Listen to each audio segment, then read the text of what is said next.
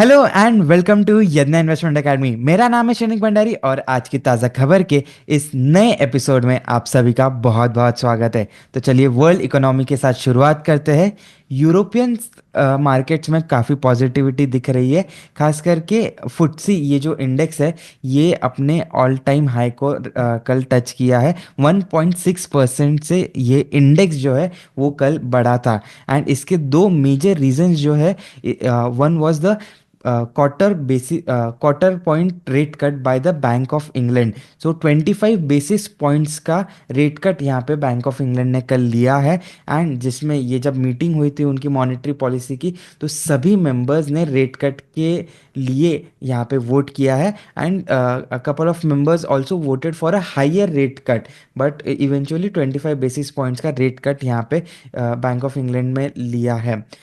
इसके साथ अगर हम देखें तो अर्निंग्स जो है, वहाँ पे अर्निंग सीजन सभी जगह चल रहा है, तो अर्निंग्स भी काफ़ी अच्छी आ रही है। That has also help in boosting the confidence in the stock market. So stock 600 index जो है, ब्रॉडर इंडेक्स जो है इंग्लैंड का, वो भी 0.88% से बढ़ा था, with almost all sectors in the positive segment.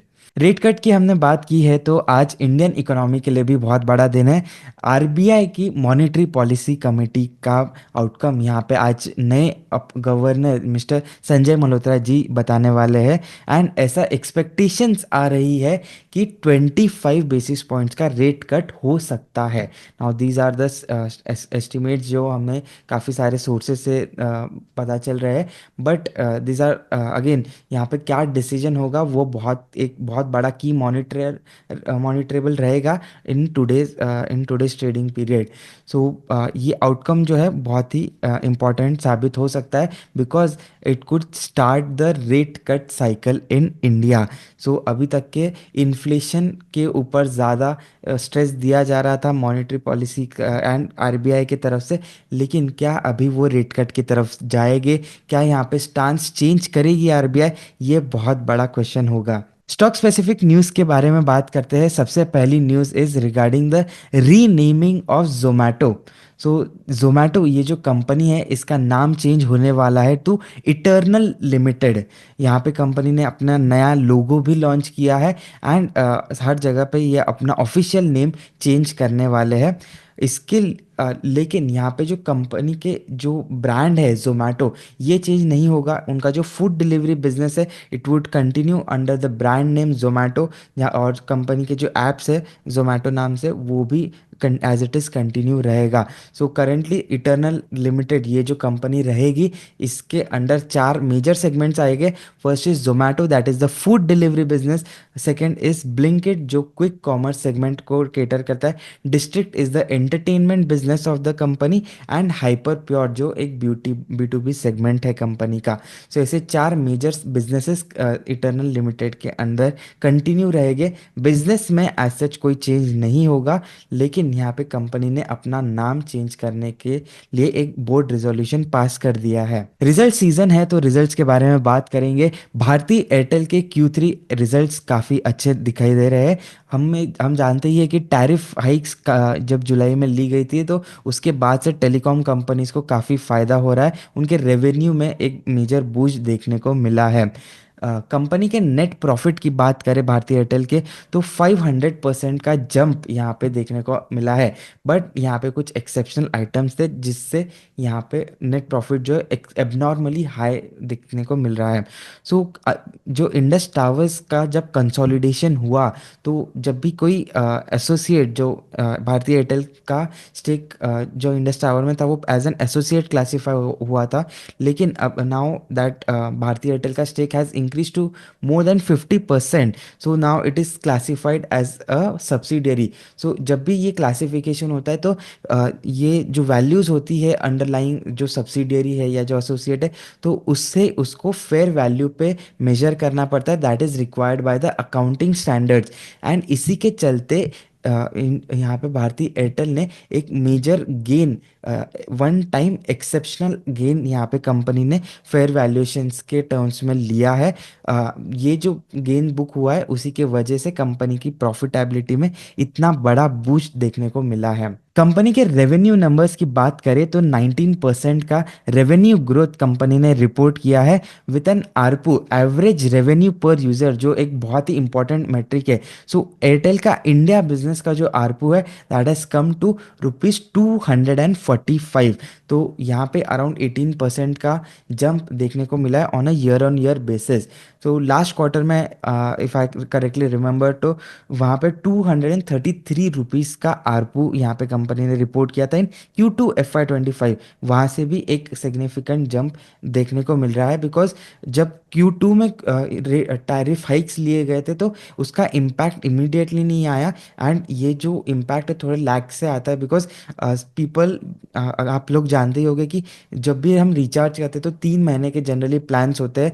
तो उस वजह से एवरेज यहाँ पे एक थोड़ा सा टाइम लगता है to to get the effects, complete effect of the tariff hike. जब से ये टैरिफ हाइक्स हुए थे तो कंपनी के जो कस्टमर बेस है, in fact not just Bharti Airtel, Jio और वोडाफोन, इन तीनों कंपनीज के जो सब्सक्राइबर बेस है वो गिरते हुए नजर आए। लेकिन now this has come, the things have started to normalize, and लगभग 7 मिलियन सब्सक्राइबर्स, यानी कि 70 लाख सब्सक्राइबर्स कंपनी ने इस क्वार्टर में ऐड किए हैं in the Indian mobile business. Company के जो नेट इनकम है बिफोर एक्सेप्शनल आइटम, सो एक्सेप्शनल आइटम का इम्पैक्ट हटा दिया जाए, तो कंपनी का जो नेट कंसोलिडेटेड नेट इनकम है या जो नेट अर्निंग्स है कंपनी की, वो that was around 5,514 crore, which was again up by 121%। So more than double का earnings, excluding the exceptional items, यहाँ पे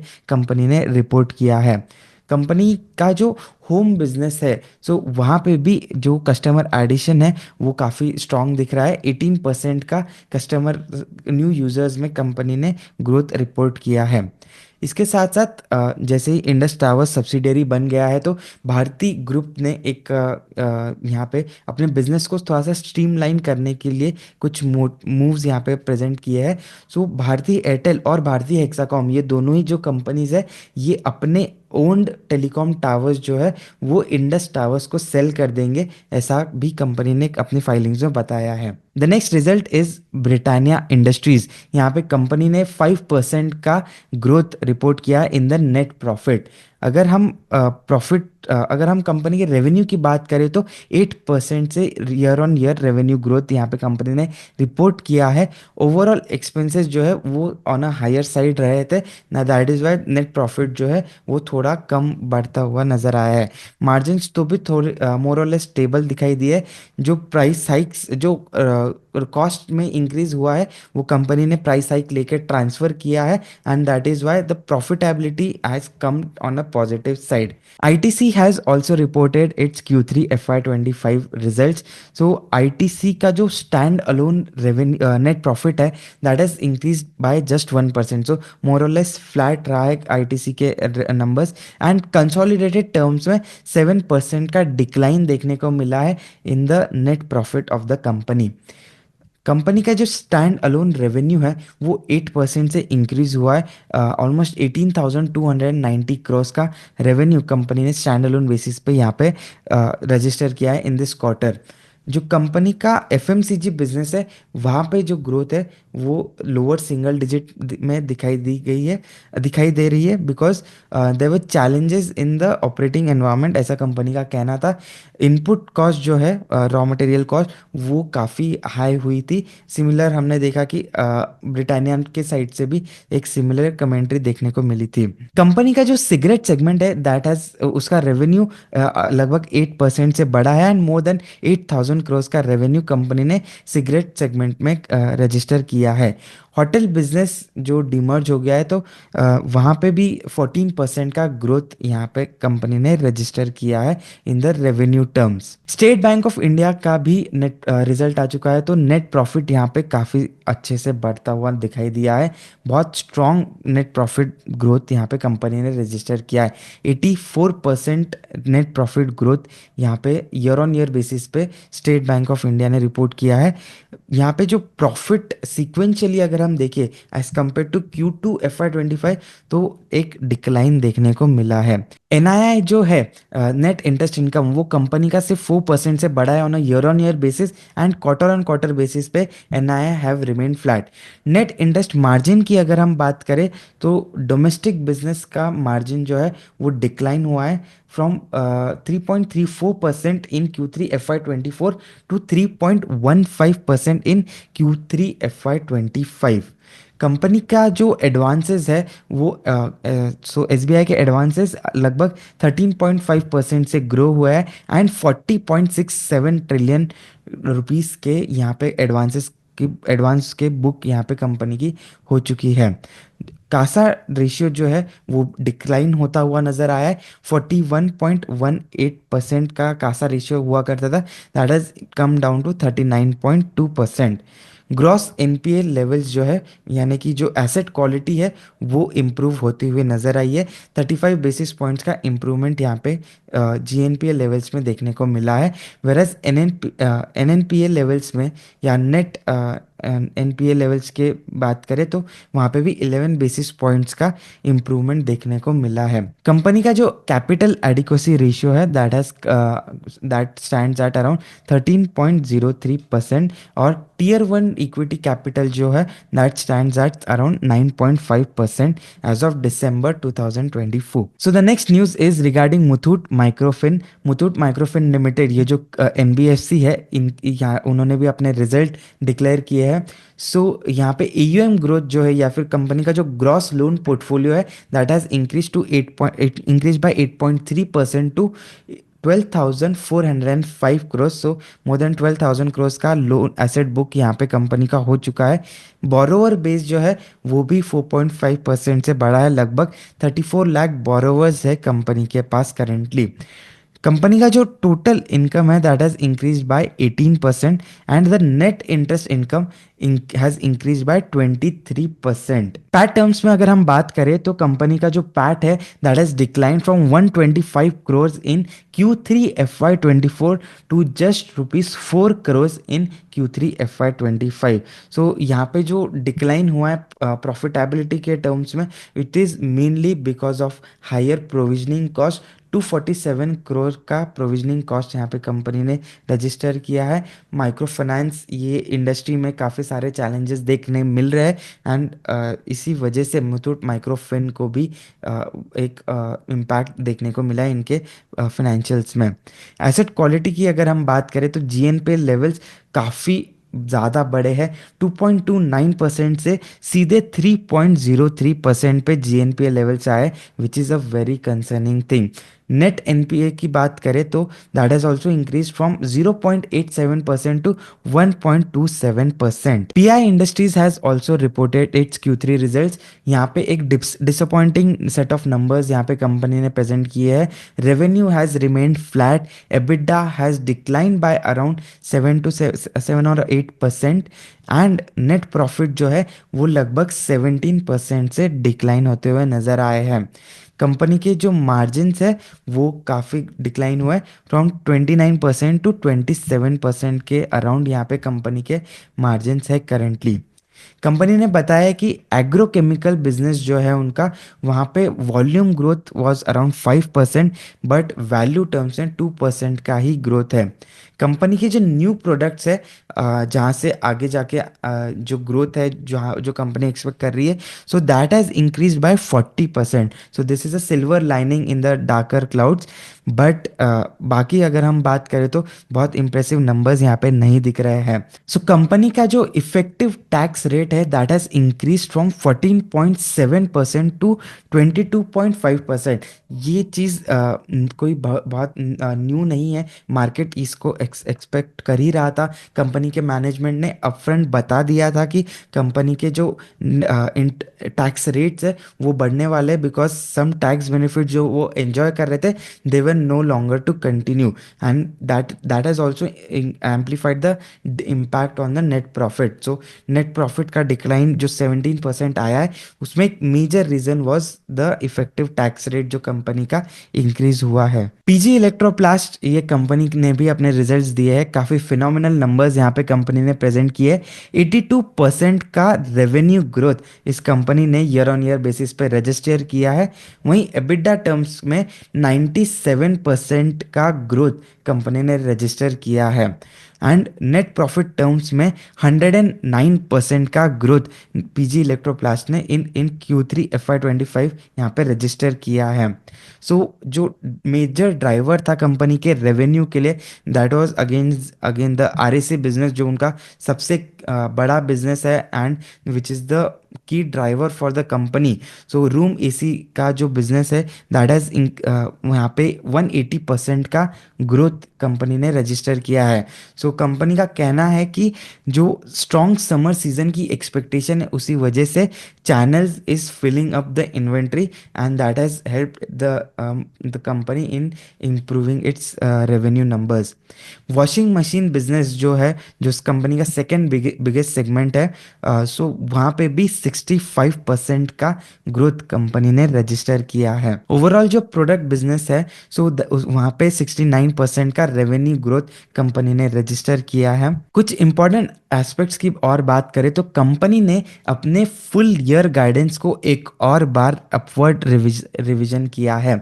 सो जो strong numbers company consistently report कर रही है, उसके उसके तहत कंपनी ने कई बारी अपने अपने जो फुल ईयर गाइडेंस है उसको अपवर्ड रिवाइज किया है, एंड एक और बार कंपनी ने सिमिलर चीज़ की है। सो अभी कंपनी एक्सपेक्ट कर रही है कि on the basis of FY24 FY25 में कंपनी लगभग 66% का रेवेन्यू ग्रोथ एक्सपेक्ट कर रही है, एंड नेट प्रॉफिट जो है वो डबल हो जाएगा, ऐसा कंपनी का गाइडेंस है। सो 137 करोड़ का जो नेट प्रॉफिट था in FY24, it can go up to 280 crore in FY25, ऐसा कंपनी का कहना है। ट्रेंड लिमिटेड के भी रिजल्ट्स आए थे, तो कंपनी का जो फंडामेंटल ग्रोथ है वो थोड़ा सा पेस जो है ग्रोथ का वो डिक्लाइन होता हुआ नजर आया है। रेवेन्यू टर्म्स में 34% का ग्रोथ रजिस्टर किया है, वेरस पीबीटी टर्म्स में कंपनी ने 36% का ग्रोथ रजिस्टर किया है। So this numbers, consolidated numbers जो हमने देखे, ये कहीं ना कहीं मार्केट एक्सपेक्टेशन से थोड़े से स्लो हो सकते हैं, बिकॉज हिस्टोरिकली ट्रेंड का ग्रोथ जो है वो काफ़ी ज़्यादा हाई था as compared to what the numbers they have presented in Q3 FY25। कंपनी ने ड्यूरिंग Q3 यहाँ पे 14 वेस्ट साइड के स्टोर्स ऐड किए हैं, एंड 62 जूडियो स्टोर्स कंपनी ने ऐड किए हैं। इसके साथ साथ कंपनी ने 2 वेस्ट साइड के एंड 4 जूडियो के स्टोर्स कंसोलिडेट किए हैं। सो एज ऑफ 31 दिसंबर 2024 कंपनी के पास 238 वेस्ट साइड के स्टोर्स, 635 जूडियो के stores and 34 stores of other lifestyle concepts थे। सो ओवरऑल जो कंपनी का पोर्टफोलियो काफ़ी अच्छे से ग्रो हुआ है, लेकिन कंपनी ने एक और चीज़ बताई है कि that they will be optimising their current portfolio. So जो स्मॉलर फुटप्रिंट वाले स्टोर्स है उनको कंपनी कंसोलिडेट करेंगी, and they will shift to attractive micro market, that is what they are saying. So ये जो कंसोलिडेशन की स्ट्रैटेजी के बारे में कंपनी ने बताया है, एंड प्लस जो डिसअपॉइंटमेंट थी इन द ग्रोथ रेट, सो इन दोनों के वजह से कल जब यहाँ पे स्टॉक मार्केट में रिजल्ट आने के बाद जो एक्टिविटी थी, तो उसके बाद स्टॉक ऑलमोस्ट 8-9% से डिक्लाइन हुआ था। सो एक और चीज़ यहाँ पे क्लैरिटी जिसकी नहीं मिलती है कि कंपनी जो है कौन कॉल नहीं करती है, दैट इज़ वाई क्वेश्चंस काफ़ी अनआंसर्ड रह जाते हैं, खास करके जब कंपनी अपने रिजल्ट्स में ऐसी चीज़ लिखती है कि they will be optimising the portfolio, तो what would be the guidance, कैसी ग्रोथ आएगी, क्या कंपनी बहुत मेजर स्टेप्स लेने वाली है या नहीं, ये एक बहुत बड़ी अनसर्टेनिटी यहाँ पे है। सो ये मार्केट को कहीं ना कहीं अच्छा नहीं लगा, and that is why market ने इस स्टॉक को थोड़ा सा पनिश किया है in yesterday's trading period. So I hope आपको आज का ये वीडियो पसंद आया होगा। इसे लाइक कीजिए एंड ज़्यादा से ज़्यादा लोगों के साथ इसे शेयर कीजिए, और ऐसे ही और फंडामेंटल एनालिसिस के लिए बने रहिए यज्ञा इन्वेस्टमेंट एकेडमी के साथ। जय हिंद।